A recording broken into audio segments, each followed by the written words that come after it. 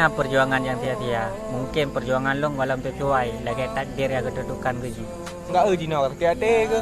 Yang kata ket hati hana. Selama aja ngelong long bahagia aja, selama aja hana ngelong long doa keji. Long galak keji dari hati. Jadi tujuan long keji bahagia hati, kam sakit hati. Maka Jino lagi kita harapkan Mbak Padi yang kata pula bermasih walaupun seguncang. Menan ke hati yang kalian jaga, tapi orang akhir kagak jumpa.